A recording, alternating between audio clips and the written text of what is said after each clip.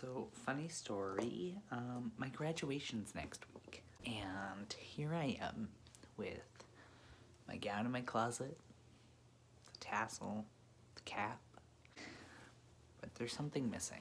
Y'all know that within the past couple of years, I've lost a lot of people that were close to me and that I loved, and none of them hit me as hard is when my uncle passed away, just a few weeks ago. And, ever since then, I haven't been there mentally. And I don't know how to get out of this. That man he was a dad to me, and he had always been there for me. Growing up, my dad left. He stepped in. Him and my Uncle Chris. They both stepped in and helped my mom and my grandmother raise me. I'm thankful for them. For me, my Uncle Matt was the one that I was closest to. I am his mini me. My mom keeps reminding me of that. Like, you're just a mini him. You carry his legacy. That's in my mind. That's like, I think that's a lot of pressure to put on a 17-year-old kid. But it's also an honor too, because if anybody knew this man, if you ever met him, you would understand that he just wanted the best for people. He was just a good human being. My Uncle Matt always wanted me to strive. He always wanted the best for me. He wanted me to finish school. That was, if he had one wish, that was the one wish that he wanted for me. But I have my regular high school diploma, and I'm doing the parade graduation next week. I was feeling really, really down the other night, and my mom called me because she knew something was going on, and she could just sense it within text. And first thing she said to me was, he would be proud of you, right? All I've ever wanted to do was make my Uncle Matt proud. And now that I finally have this, and he's not here to see it, it doesn't feel right. I don't know. I put on the cap and gown the other day to take a picture and then to video chat my mom to tell her that I finally got it. I finally got my cap and gown. And I put it on. I was like, this doesn't feel right. I took a trip back to Maine for just a couple weekends ago. And it was right after my Uncle Matt passed, and so we didn't have any sort of service or anything. I stayed with my mom, and I needed my mom, and I knew that she needed me. And I kind of need her now. My mom texted me the other day that they were gonna get the death certificate soon, within this week, and then they were gonna see about getting him cremated, because that's what he wanted, and then they would talk about a service and having some sort of service. We were his only family. My mom said, we can probably come up with the money to get you up here and back, if you think that you can get that time off, just 2 days. And I was working, and I read it, and all I wanted to do was smash my phone. I remember thinking, what if I just go and run into traffic? What's gonna happen? Who's gonna really miss me? Okay? Why this popped up in my head at that time, I don't know. But it did. And it stayed.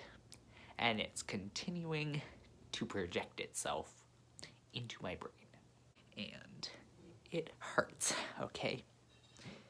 But what hurt the most was telling my mother that I couldn't take the time off again to come up for that man's funeral, for the service, for a man who meant the world to me.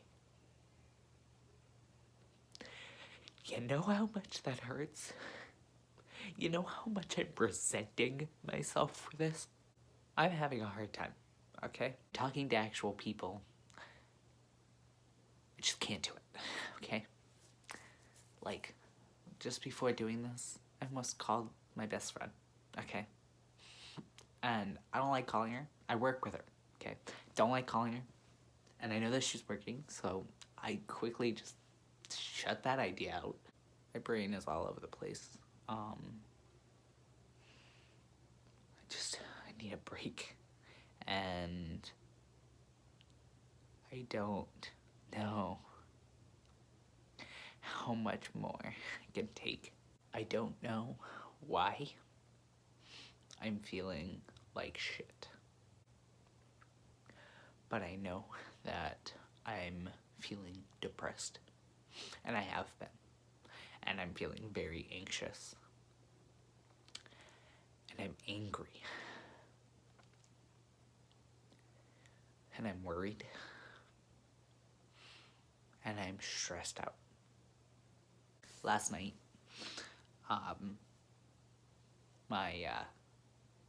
my Florida bestie, one of my best friends, her and her husband and her kid, let me spend the night. Because I needed out of here. I needed out of the house. I needed out of my room. I needed out of my own brain. And they invited me over for dinner and to spend the night and play games. And we did. And it was actually kind of fun. And I actually did have a really good time. It felt like I was normal. Like I had friends. And, you know, I don't know, if it just felt like I was wanted. I don't like to feel wanted. Quite the opposite, actually. But it was nice to know that I belonged somewhere, in a sense. All I want to do is sleep and cry. I don't want to be here. Okay? Point fucking blank, I don't want to be here. I just want to stop hurting. I don't know what to do anymore.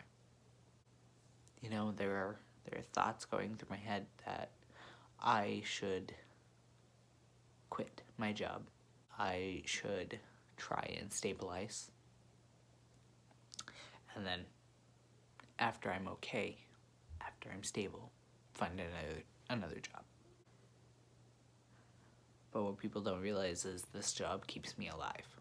It keeps me every day from actually just... This is not me crying out for help. This is me expressing how I'm actually feeling. This is me trying to heal. And I don't think it's working. Let's take a moment and just point out one good thing, two good things about this past week. How about one?